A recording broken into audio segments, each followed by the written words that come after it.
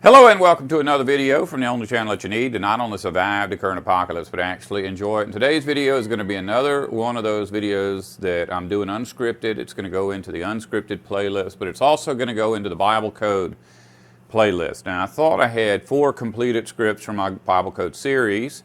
I completed part 3 last week.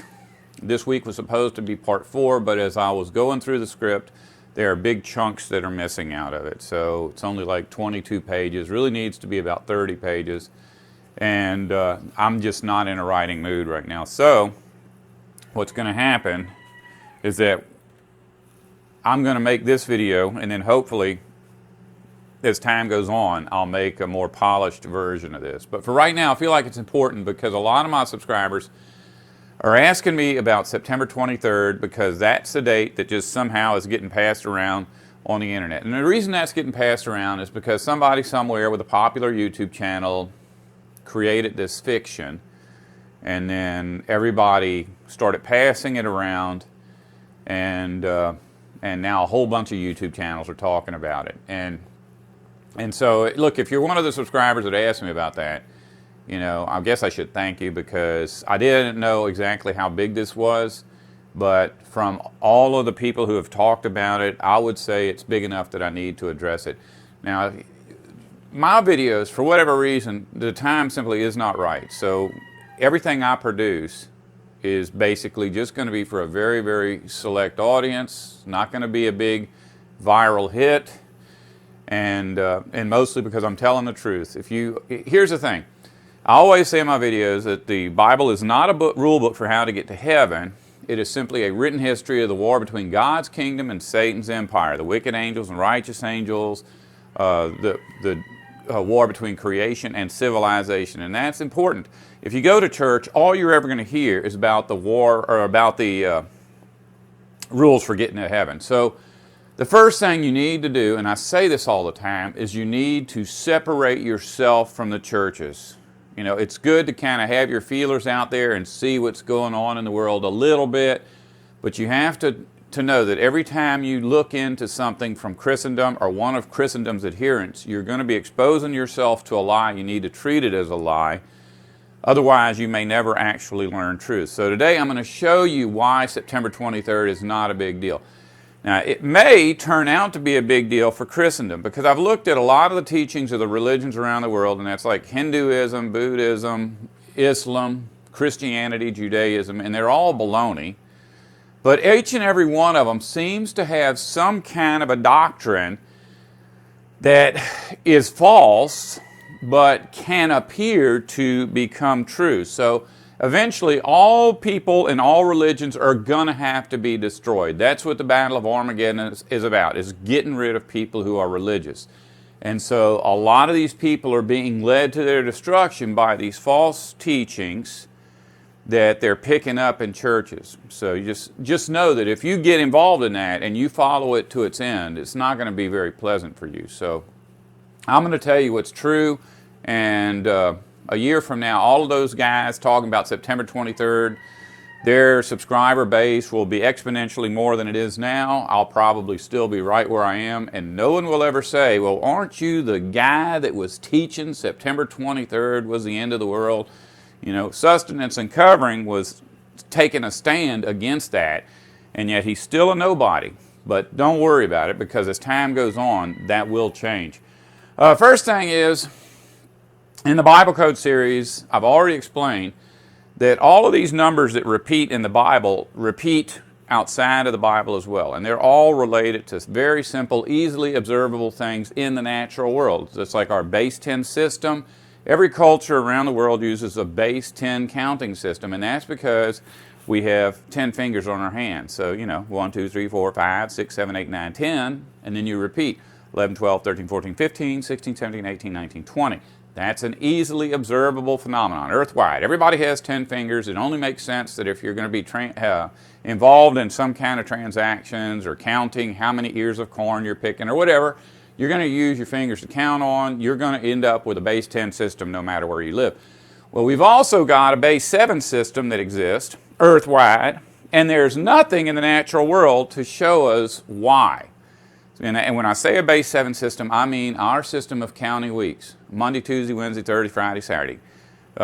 All the way through, so 7 of them. When you get to the end, you start over and you do that into infinity. And there's really no explanation for why that is. No one has ever said why we have a 7-day rest, 7-day week with the last day being for rest.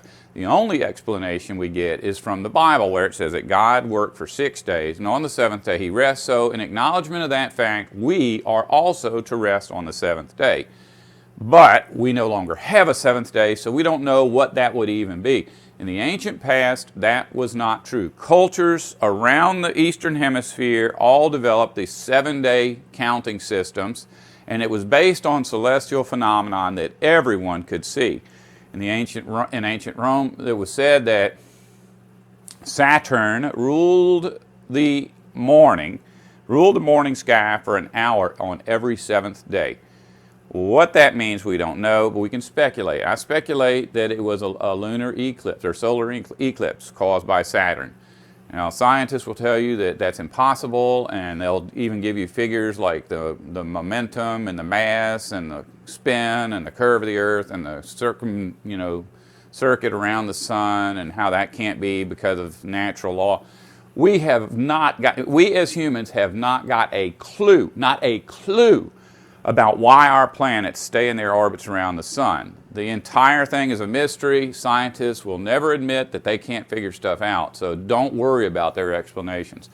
First things first, there are other things in the ancient past that indicate it, that were based on 7s, and that is the number of planets. Now here is our sun, and coming out from our sun, and this is not to size, you've got Mercury, Venus, Earth, Mars, Saturn, Jupiter, Uranus, and Neptune, in that order, and I think. And these planets are all in a row. Now, they may not be one right in front of the other, but if we take a look at this from above,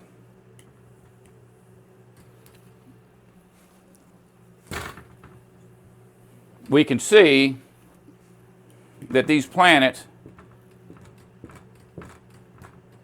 are all circling the Earth on a plane, are circling the sun on a plane. So the sun is in the middle, and all the planets go around one another, around the sun, in this same basic orbit. So if all of the planets were to line up, we could look out into the sky, and we would see little bitty dots, all relatively close to one another. So we could look up. If they were all in alignment, they would be something like this. But from ancient records of the past, it sounds a whole lot like at one time people could look out and see things like this. And if the sun was out here, then you might see a solar eclipse where the sun is blocked out to some amount. And in fact, in our day, the moon can cause an eclipse.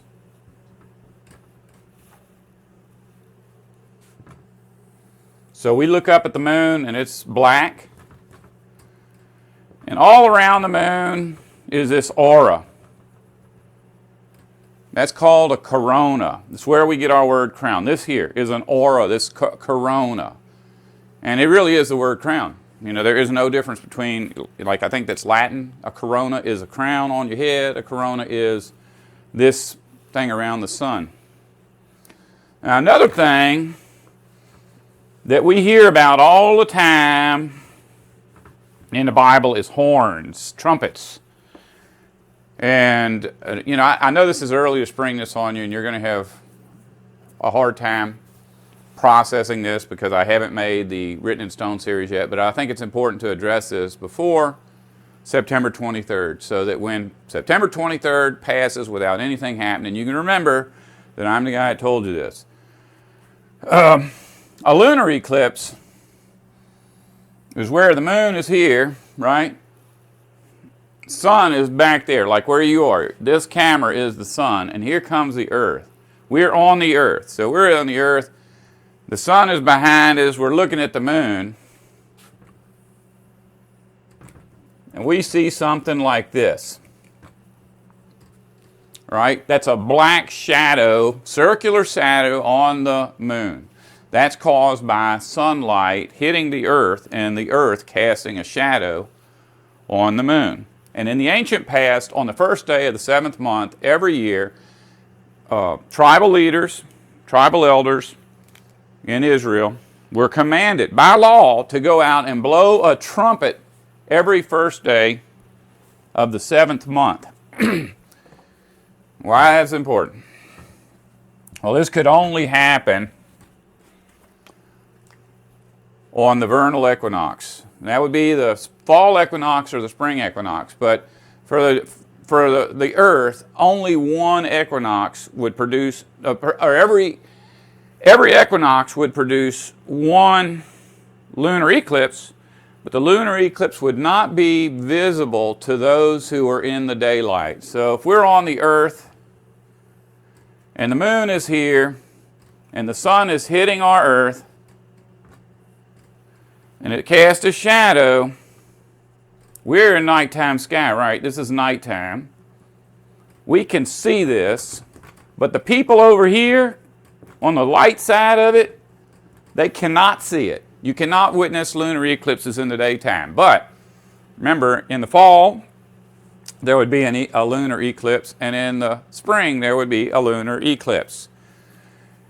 And so people that lived in the daytime side may not see it in the fall, but next spring they would see it. So depending on whether you lived in the eastern hemisphere or the western hemisphere, your day of trumpets, your trumpet blast would have taken place on the equinox that involved you, but you would not see it on the equinox that involved the other side of the planet. And in the Bible, it is recorded in multiple verses that this is the case. In the book of Revelation, it talks about 24 elders around the throne of God, and those 24 elders are the 24 months, because you have 12 months for the northern hemisphere, 12 months for the southern hemisphere. You have your equinoxes opposing one another. So the calendar and the celestial events that human beings on this planet would see would be in 2 cycles, depending on who you are and where you are. And it's because here's the earth, right? Or there's the moon, the sun. This is the sun, it's putting out light. And here's the earth. Now, if our axis is tilted that way, then everybody in the northern hemisphere is experiencing sunshine, right? So that's summer. But down here it's the winter. But what happens 6 months later is as the earth is circling the sun, you end up with the earth on the other side. Now the southern hemisphere is experiencing summer, and the northern hemisphere is not. Now what the deal is that in the ancient past, the moon would have always been over the equator, directly opposite of the sun. So you could see the moon, it would be brightly lit, right? And as the earth is tilting, right, as it's traveling around the sun, the moon would end up here, right? But you would still, the moon would be brightly lit, because summer, winter, you're not going to have a lunar eclipse. But in the fall and in the spring, there comes a day every year when the Earth's equator is in perfect alignment with the sun. The sun's putting out light, and the moon is over here with a black dot on it. Now, every book in the Bible is about the passing of time and God's mastery of the passing of time. In fact, there's a verse somewhere that says that God is the master of time, or Yahweh, Jehovah, is the master of time.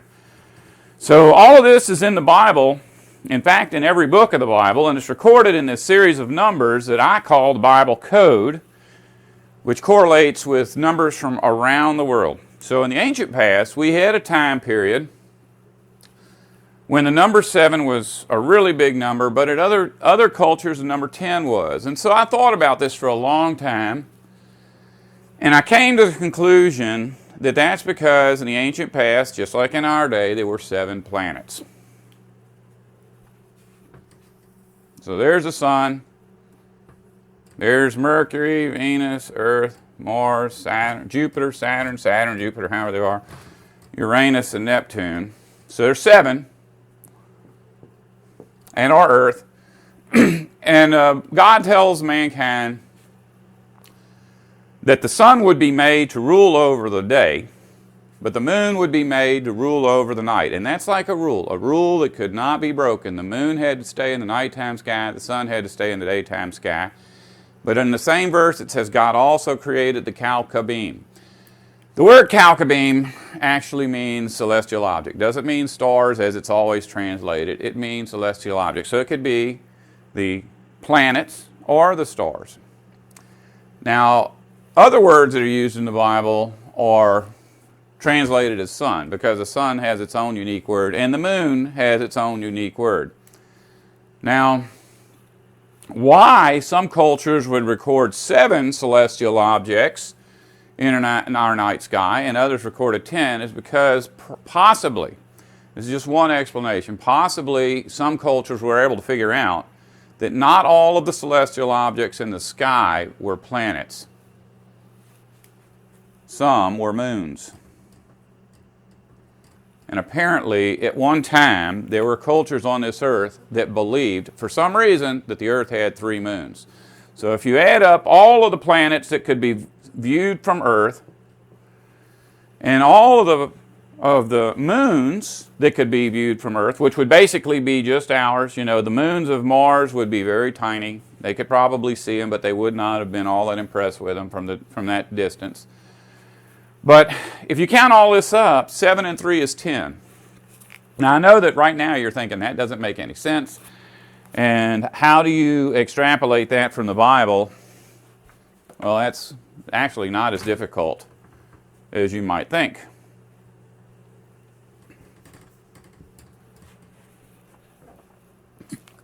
Remember, I said that the sun was circled by planets which were all on a plane. So there's 8 planets circling the sun. Well, from our vantage point, let's see, this is Earth right here. I know you probably can't even see that. In fact, let me just draw the sun a little bigger. Maybe from your distance you will be able to see this. From our vantage point here on the Earth, we could see this planet, and this planet when they were in those positions, right? But we couldn't see these because we cannot see through the sun. Now, occasionally, a planet will pass across the face of the sun, and since, you know, or welding glasses or whatever weren't invented till recently, you wouldn't be able to see those planets because you would burn your optic nerve out looking at them. But people would look at these planets and they would make religious decisions. You know, this is at a time after the planets were confused, because there is a time when God decided that He did not want the Jews to have any way of worshiping Him by rituals. So He confused the planets. He put the sun in the nighttime sky, He put the sun in the daytime sky, but the moon would wander. Sometime it would be in the daytime sky, sometime in the nighttime sky. Saturn was no longer blocking the light of the sun. There was no way to know when the 7th day of the week was. There was no way of knowing even what month it was, and we're going to show you why. But I did a video not too long ago about Enoch, where I said that, I don't really believe Enoch belongs in the Bible, but there are parts of Enoch that seem to be very ancient that are probably true, and they're probably inspired by God. In fact, I really believe every ancient book of religion that exists is inspired by God. But I'm not talking about the one true God. I'm talking about God's messengers, the angels. And remember, some of those messengers are very good, Some are very bad, some are in between. So a lot of the stuff that religions recorded came to man through angels, but not necessarily the angels that were sent by God. And so we get books, ancient books from the past that seem to come from good angels, ancient books that come from bad angels. Some seem to be a mixture of both. And in the oldest book of Enoch, it says something to the effect of the law demands that the sun and the moon not enter one another's territory. And that makes sense because that goes along with the Genesis account where God made the sun to rule over the day and the moon to rule over the night, and He made the Calcabim. But the Calcabim are given no rulership over anybody. But I think everybody pretty much understands that all of the planets throughout all of history were named after gods, and depending on where those gods were positioned relative to the earth, people would make decisions, and they would perform rituals. They would have certain sacrifices when the god Mars entered into Gemini. And so that's what our next step in this is. In fact, I'll show you something in a minute if I can find it. Out here is what's called the ecliptic. I'm already past my amount probably. But anyways, there's 12 stars here. And I don't know how many I just drew. It's not important. There's actually thousands of stars, millions of stars. Our sky is filled with stars. Stars overhead. There's stars on the horizon. You know, there's stars everywhere. But the only stars that are important to tracking the movement of the gods, Mars, Jupiter, Neptune, Saturn, Pluto, Uranus, the only stars that are important are the stars that these planets would cover up in their travels. So you've got this star here. Well, if this star is here and the Earth is here, you cannot see this star. So this star would actually be blocking out the alpha star of whatever constellation this is. Let me get my cat, move my cat. She's crying to see Mama. Well, anyways, in a constellation, and I don't know which constellations, how they're all shaped, but you got a star cluster, it looks like this, and you say, okay, that's Gemini, right? Well, the brightest star in that cluster is called Gemini Alpha, and that might be this one. Well, that's the only thing I'm drawing on this outside here is the 12 brightest stars. The 12 stars are the constellations. They're all called alpha stars.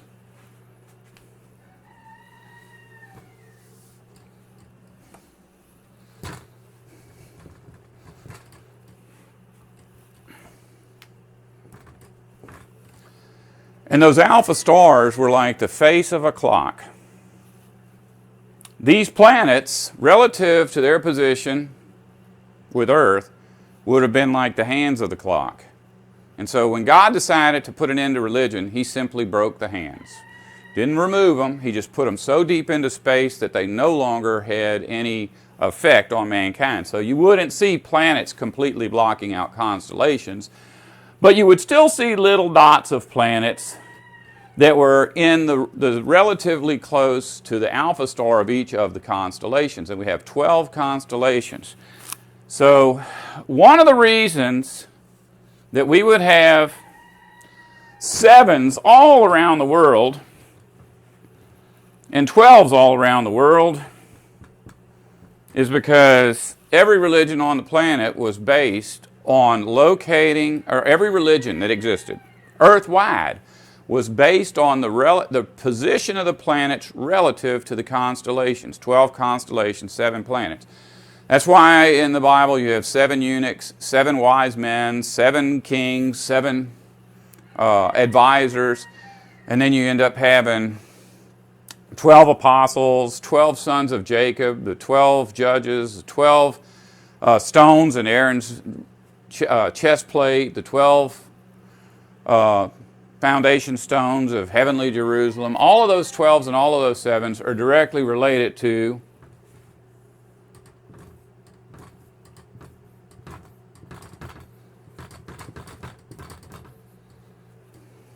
seven planets and 12 constellations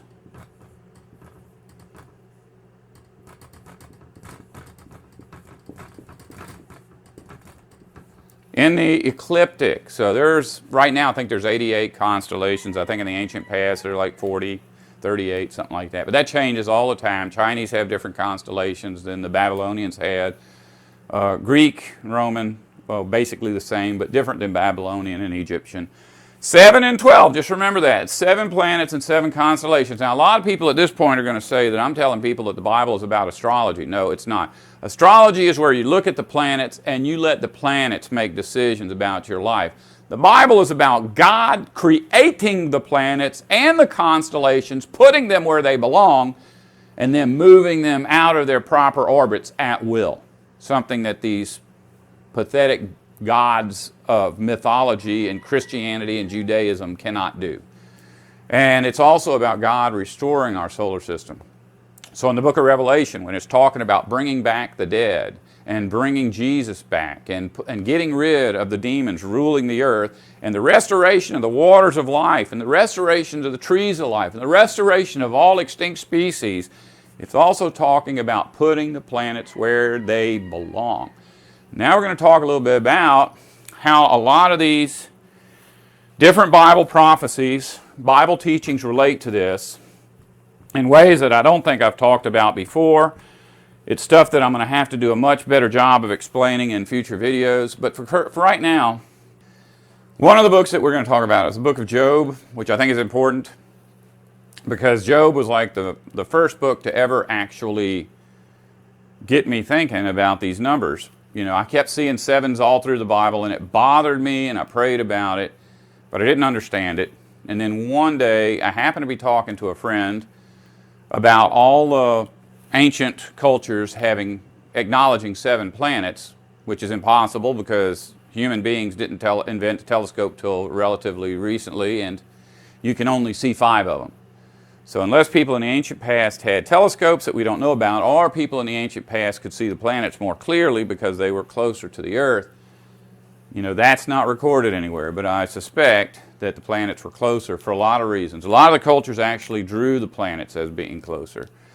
So I was telling a man that, and he said, no, ancient cultures like the Samaritans believed there were 10 planets. And it just happened to be that I had figured out that the book of the Song of Solomon, or the Song of Songs, Canticles, is about the sundial. And I did a video about the Song of Songs. I'll put it in the description box so you can find that. But the next book I read, or the one, I can't remember which one comes first. I think it's, I think Job comes later. Next book I read was Job. Well, either way, whichever one comes first.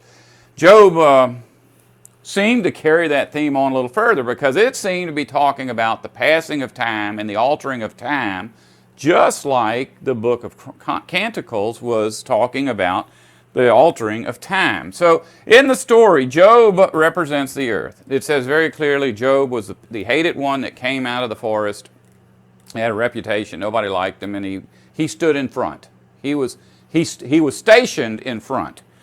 Now, in our English Bibles, it says that there once was a man named Job who was the richest of all the Orientals.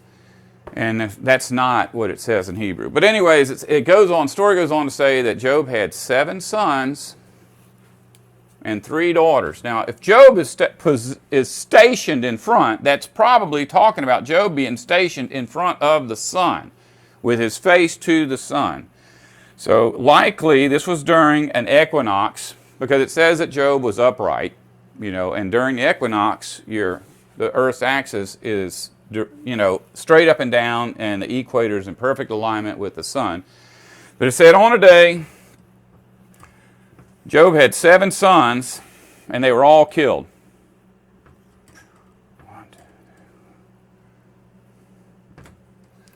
But it also says he had 3 daughters, and there's no culture that, you know, here's the thing I figured out, is that since most cultures believe that there were 7 planets, and other cultures believe there were 10, that something happened, like an intermediate step where several of the planets left before the big exodus that took place in the days of Isaiah. But another possibility is that the Earth at one time had 3 moons, and you're going to see this 7s and 3s and 10s coming up over and over again And unless you have a better explanation for why the Bible would include those particular numbers so many times, then I'm going to give you a reasonable explanation, even though science says that this is impossible. Currently, in our solar system, there are enough asteroids, asteroid belts, planetoids that don't seem to be where they belong to indicate that at one time this is, in fact, how our solar system looked. Well, the very first thing that happens is that Job's 7 sons and daughters are killed. And what's interesting about that is that he's killed, his daughters and sons are killed, and he gets a disease, which is basically where our earth is right now, but that his wife starts to torment him. And, you know, if you think about it, what have we got now? We've got the earth and the moon and the sun, and that's pretty much it. Well, the people that killed, or that what killed his family and caused him to have this disease and all these bad things that happened to Job, is that he was attacked by 3 things. According to English Bibles, he was attacked by the Chaldeans, the Sabaeans, and fire from heaven. And if we look at our earth and we keep that in mind, then Chaldeans means ones who break up the clumps or clod breakers. And that's why the Babylonians were called Chaldeans, the Assyrians were called Chaldeans. These people were known for being builders. Now, the Egyptians are never called Chaldeans, but they were builders. They made bricks. All of those people made bricks. They were called breakers up of clumps. They broke up clumps of dirt and mixed them together with things to make bricks. And that's what the Chaldeans attacked him. They broke up the clumps being the planets, and he was attacked by the Sabaeans. The Sabaeans means he was attacked by the 7.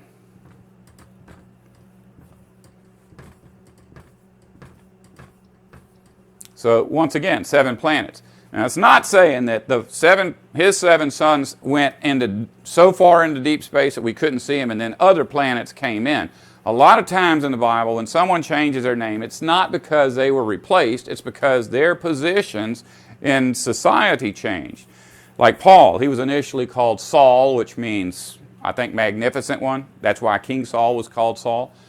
But he changed his name to Paul, which means little one, or insignificant one. So, and that's another cool story about, that Paul's going to be included in all of this as well. But the Sabaeans, that means 7s. It should just say that Job's family was killed by the 7, because that's what Sabaeans means. But we're told it's the Sabaeans just to keep us confused about what in the world's going on here. Well, when the Sabaeans kill his family, he's comforted by 3 comforters who come to sit around him. So nothing's really changed. You still have 7 and 3. That's 10, right? And his comforters torment him and torment him and torment him until the end of the story, when, after Job gives this long explanation, and what happens at the end of the story? Job gets his 7 sons,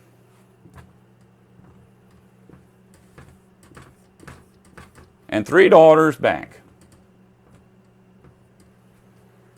But when this happens, something else happens. From the other side of the sun comes Elihu. I told you in the past, I did a video about the brothers, 2 brothers, that there are many, many stories throughout the Bible about 2 brothers, and all of these stories are actually about 2 planets. And in fact, Thomas Didymus, who comes to Jesus last, after all the apostles have accepted that Jesus has been resurrected, Thomas comes in and he says, I won't believe it until I put my hand in the wound. And Thomas means twin, but he was also called Didymus, which means twin. So that's at the end. After you've got all of these apostles admitting or acknowledging that Jesus is alive, finally Thomas comes. In the book of Job, it's Elihu. And Elihu comes and tells him, For a long time, I've kept my mouth shut because you are older than me, and I felt it was wrong for me to interrupt you because I am very young. So he just appears at the end of the story. Elihu is another planet that comes from out of who knows where and confronts Job and his three accusers. So we go from 7 to 7 to 7, 7 and 3, 7 and 3, 7 and 3, to suddenly we have this 8. Number 8 comes.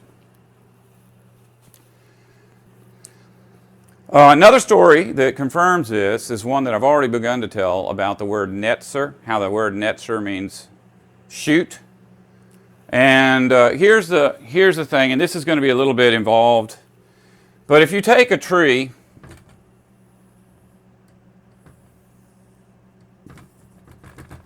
and the tree produces fruit, the seed from that fruit will grow another tree. So there's a piece of fruit here, it hits the ground, it composts, dirt falls on it, leaves fall on it, eventually sprouts, and you get a tree, and it's the same as this tree.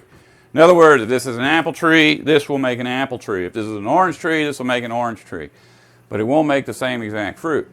Because there's other trees that are going to be around, and they're pollinating. There's pollen blowing onto this, or bees are delivering it, or whatever, and that pollen is going to make this fruit. So the fruit will be half of a product of this tree and half a product of this tree, because this pollen interacting with the female flowers of this tree will produce a tree that is half of each. A very unique word used in the Bible is the word netzer, which means shoot. And so there are whole religions based on this, but the people who are teaching these teachings are just part of religion. They have not got a clue what the Bible is about. You can't listen to anything they say because it will just confuse you. Okay, say this is the ground, and there's roots that go way over here, right, from this tree. Well, this root may sprout a tree, another little bitty tree. This tree is not going to be a product of this tree and this tree. This tree is a clone. It's identical to this tree in every way. You can expect that if this tree makes fruit this big, with hardly any seeds, very sweet, very juicy, a unique flavor, this tree will produce that same exact fruit because it has not been created as a product of two individual trees. It's 100% clone. So that's the netzer. In the story of David, which is found at 2 Samuel, Samuel is told to pick a replacement for Saul. You see, this is, once again, we're talking about Glorious. And he's going to replace Glorious, Saul, with someone else. So he sends Samuel out to Jesse. He tells him, I want you to pick one of the sons of Jesse to rule as king. So Samuel positions himself in front of Jesse and asked Jesse to go get all of his sons and have each of his children, his male children, to pass between him and Jesse. So these planets come by, remember, each one at a time, and there's 7 of them. And when they pass in front of Samuel, they are looked at as to be kings. So, to receive a corona. So one of them goes past, and Samuel says, no, he shall not be king. So then another one goes past. No, he shall not be king. And how many of his sons passed before Samuel? 7. 7 sons passed before Samuel, just like we had 7 planets in the ancient past. So 7 sons of Jesse passed before Samuel, and he rejects all of them. And so Samuel says, go get your other son. And Jesse says, I don't have another son except for David, who's the runt. He's child. He can't be king. He's out in the flock pasturing sheep. And Samuel says, no, go get him. So they go get David at the end of the story, and David passes between Samuel and Jesse, and he is chosen as king. David means beloved. Jesse, by the way, just in case, is called Aish. Aish means male tribal leader. Job also was a male tribal leader. In the ancient Hebrew language, Aish means male tribal leader. So here's Aish, Jesse. And that's another thing. The Bible calls him Jesse just to confuse you about the fact that he is the Aish. You know, that Aish gets translated a bunch of different ways in the Bible into English, and the only reason they translate it so many different ways is to keep you confused. But David gets chosen. So he is the eighth one to be picked as king. And if you get to the Bible, you see that, like, the seven-headed beast and how the seven-headed beast has so many crowns and so many horns. Remember, a crown is a corona. And remember the horns, it's talking about the trumpets. That trumpet that they blew in the ancient past was to signal everyone to come out and look at the eclipse. So here we have a lunar eclipse, which is a horn. We have a solar eclipse, which is a crown. And so in the book of Revelation, when you're reading about crowns and horns, you're reading about solar eclipses and lunar eclipses associated with the seven heads of the beast, or the seven planets. And in the book of Revelation, associated with Jesus' rulership is a beast that has two horns who comes in. So we're talking about another planet that experiences two lunar eclipses, probably, very likely, a lunar eclipse that is visible from the eastern hemisphere, and then 6 months later, a lunar eclipse that's visible from the western hemisphere. And that is the eighth planet. That is the planet that comes from the woman. Remember, the woman goes off and then she returns with a male child. That male child is that eighth planet, which is the eighth beast, or the beast that acts as an eighth king. And that's another thing. The book of Revelation calls these beast mountains, these heads mountains, and it calls them kings. And remember, a mountain is basically a great big rock, and planets are basically great big rocks. So in the Bible, just know this, when you see the word stone, or you see the word rock, or you see the word mountain, a lot of times what it's talking about is the planets. And a good example of that is Cephas himself, or Peter. Peter, you know the word Peter, the Greek word, means rock. And Cephas is another word for rock.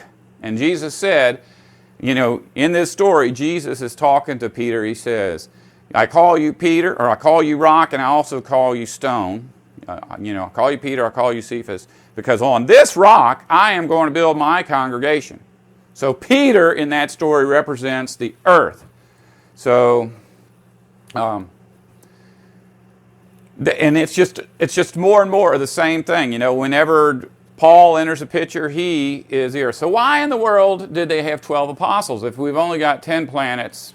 Well, there's a whole lot of different ways you can look at it. You know, we've got, if we think of it as 7 planets along with a new planet, along with 3 moons, along with the earth, there's a whole bunch of different ways you can come up with the number 12. I don't really want to make a broad statement about that, but I do believe that when Job went to spend a day at the house of each of his sons, it was talking about the earth entering into the house, like let's say Leo, constellation Leo, with one of his sons, which could have been Mars.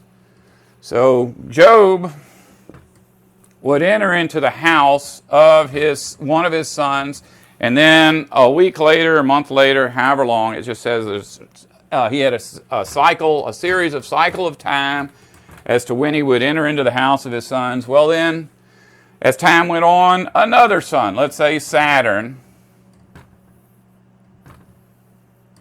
would be in constellation Taurus. And so on that day, it could be said that Job, Earth, entered into the house of his son Saturn, or into the house of his son, which was Taurus, with his son, the planet Saturn. Like I say, I'm not teaching astrology. I'm just telling you that in the ancient past, our solar system acted like a clock. and something happened to disrupt that so that it no longer acts like a clock. It doesn't mean that time is no longer being kept, but we know for a fact that in astrology, people talk about the constellations and the ecliptic as houses, and the planets are the gods. So when these gods entered into their houses, Job would share the day with them. This stuff comes up over and over again. I promise you, if you read the Bible, you're going to see one story after another, after another, after another that confirms that the 7s always represent planets, the 12s always represent the constellations, and oftentimes the 12s represents the constellations that would have been associated with the planets. But while we're at it, we're going to talk about one more thing, and this is a big thing I talk about a lot. In the ancient past, before the flood came, it said that the earth had waters above and waters below. The waters below would be the oceans. The waters above would have been a circle of frozen water above our atmosphere that is spoken of throughout the Bible. It's called the floodgates of the heaven in English, or the sky window in Hebrew. It's called the sea of glass in our English Bibles in Revelation, but it's called the sea of the hard transparent sea in the ancient Greek language. But it's like a raindrop. When ark came to rest on dry ground, God made a covenant with Noah that he would never bring about a flood again, and he said, as proof of my covenant, I'm going to move the rainbow into the cloud. And he uses that word move. In our English Bibles, it doesn't say that. Well, where he's moving the moon, or moving the rainbow from, is the moon. The moon would have always been over the equator, which means that you would have an eclipse on the equinox, but every day as the sun made its, or the earth made its trip around the sun, the angle of the moon relative to the sun would change a little bit, and every time it changed, my battery went dead. Fortunately, I was looking up and saw it go dead, so we didn't lose anything. But anyway, if in the ancient past, when the sky window, this dome around our globe, this shield of frozen water, as light from the sun would pass through that, it would throw off the colors, different colors of the rainbow. So you would have a moon. When the moon was directly in front, you would have a lunar eclipse, and whatever color the moon was at that time, I do believe it was red. And a month later, the moon would be at a different position, different angle. It would become a different color. And every month, it would be a different color for all 12 months in some way or another. There were 12 foundation stones in New Jerusalem, 12 stones in the breastplate of Aaron the high priest. It's all related to that.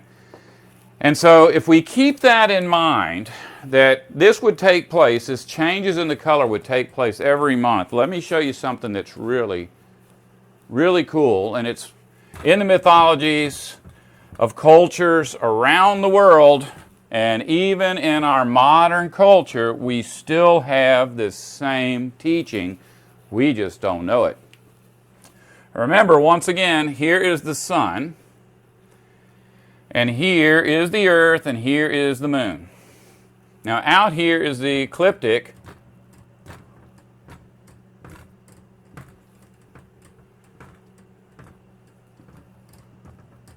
And these are the 12 alpha stars of the ecliptic, and they're not spread out evenly. If you remember, when the 12 tribes of Israel entered the Promised Land, they were told to divide the land up. If you ever look at a map of the Promised Land, the land was divided up in a very odd way. I mean, you have great big territories, and then you got teeny tiny little territories.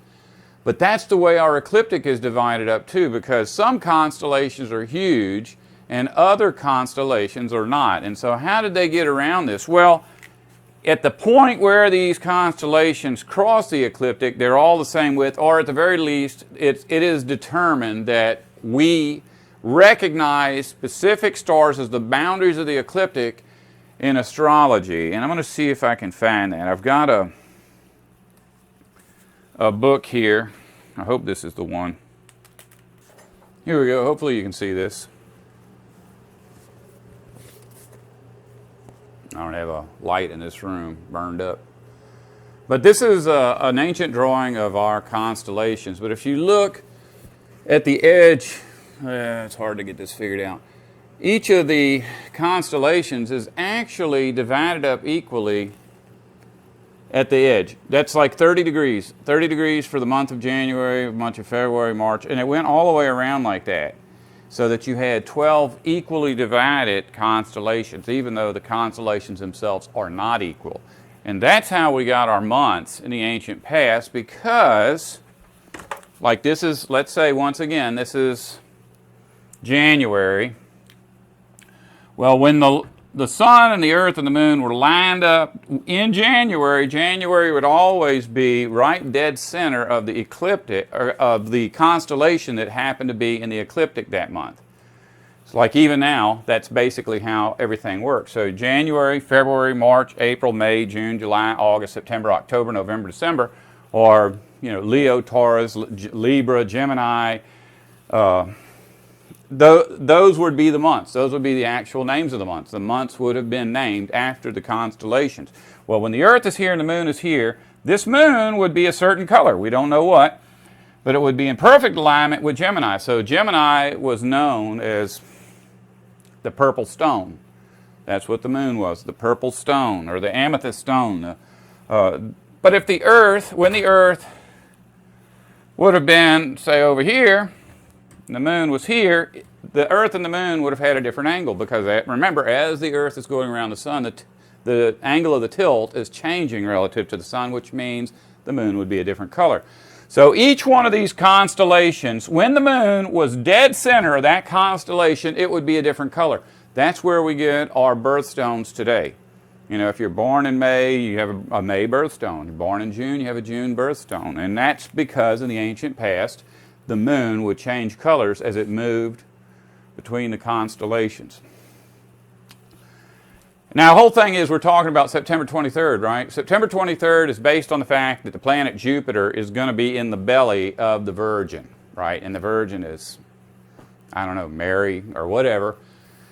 And Jupiter is God's son. Well, yes, Jupiter is God's son. Jupiter in the Bible always represents Satan. So it's altogether possible that something may happen for the people who are involved in religion, because Satan is the god of religion, but that is not the woman, and it's not the son of the woman that is going to come out. We have an eighth planet that will appear when God restores our solar system. That male planet will be this new planet that we have not seen in our lifetime. If you go back and you look at every story in the Bible that involves the planets or the stars, you see like a common theme of the stars and planets having a gender, male or female. Out in the world, all cultures around the earth worship this Virgin Mother. Well, that is Isis. So you got Horus, Isis, and Osiris, which were the Father, Son, and Holy Spirit, because Osiris is a god. That's a god. But we, of course, know that Osiris was the god of civilization, the god of religion. So god of religion is Satan. Isis was a female human. She was not a god, but she mated with Osiris, and she ends up being the virgin because she had sex with a god and didn't lower herself to having sex with a human, at least not at that point. And their offspring was Horus the Nephilim. All of these creatures are memorialized in the constellations we're talking about. So you're always going to have threes, just like Job's three friends, and you're always going to have sevens, and you're always going to have 12s, but a lot of times the threes are hidden in the sevens because, you've got a god of civilization that's a warrior, and one of the sevens would be a warrior. And in pantheons of 12 gods, which many cultures have, always one of those gods, or two or three of them, are warrior gods. And so these three end up being 7, end up being 12, and that has to do with the movement of planets over the centuries, but they also end up in the constellation, which makes them part of astrology. Now, when we're talking about God's woman, you know, we're talking about from the very, very ancient past, God's woman was always the moon of the earth. It's very likely that at one time the planet Venus was one of the moons of the earth. Now, why that's significant, just so you know, it's like every culture records that she is the virgin mother, the mother goddess, the sex goddess, the goddess of beauty, and she's the only one. So you've got Neptune in the planets, you've got Neptune, Uranus, Saturn, Jupiter, Mars, Earth, and Mercury. Those are all male planets. Always in the Bible, they're male planets, or always in secular history, they're male planets. But Venus is always female. You can go back, Babylonians, even the people of the Americas, the Aztecs, Incans, Mayans, they always had this mother goddess. She was always associated with Venus. Now, for you and I, if we look at Venus, what about Venus would make it stand out from all the other planets? Absolutely nothing. Nothing. All we see is a dot. It's a bright dot. It's the brightest dot up there other than the sun and the moon. Still just a dot. But to the ancient past, for some reason, Venus was always female. Let me tell you something. I'm not a worshiper of the religion of science, so I can't tell you firsthand that what they're saying is the truth, but it sounds reasonable.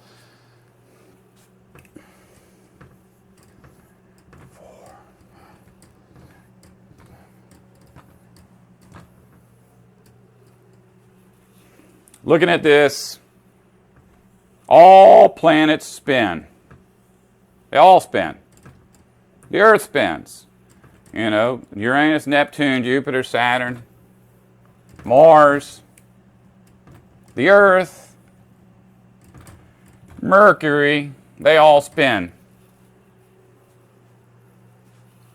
So does Venus. Venus is the only planet that spins in the exact opposite direction of all the other planets. When God's woman is taken out into the wilderness and then returns with a male child, that's very likely going to be Venus and the planet that is over there on the other side of the sun. Because, you know, if there is a planet there, and it may not be, it may be something God creates at the very last minute, I don't know. But if there is a planet on the other side of the sun, I don't care what kind of instruments NASA develops, they are not ever going to find that planet, because they would be having to get, you know, we're talking about a teeny tiny little dot that men in telescopes would have to search the sky for years to find. And even if they were able to send some kind of a device out to the other side of the sun, they would have to wait for it to return from the other side of the sun to transmit its data. And that thing would have to have a program in it that allowed it to scan every inch of the sky. So it's possible that there's a planet out there. But when that planet returns, it'll return, I suspect, as Venus goes around. When Venus comes back, it will have this other planet with her. You see, our God is not the pathetic, impotent, nothing God of Christianity. It's not the absolutely powerless God of any of the world's religions. When He does things, it's not on some kind of a schedule that just is part of the natural world. It's something that's always unique. You know, when He split the Red Seas, it's not that the Red Sea split every October. You know, when He killed all the firstborn of Egypt in a single night, it's not because every 10 years all the firstborn of Egypt just died as part of some natural system. It's always something unique. Right now, this thing that's going on with constellation Virgo and planet Jupiter, that's something that astrologers 6,000 years ago could have predicted. You know, they keep track of every single thing that happens with the constellations and the planets. They can tell you, as long as our solar system doesn't change, if it continues to function exactly as it is now, they can tell you exactly when Jupiter will be in Virgo again. But there is no astrologer anywhere, no astronomer, no worshiper of science, no worshiper of any of Satan's cults that will tell you what I'm telling you today. So I hope that, this is not the Bible Code series I want it to produce. I want it to have a nice, clean, scripted thing to share with you, but I'm not in the mood to type. So this is what you get until I can do that. Until next time, as always, if you don't want to survive, don't listen to me.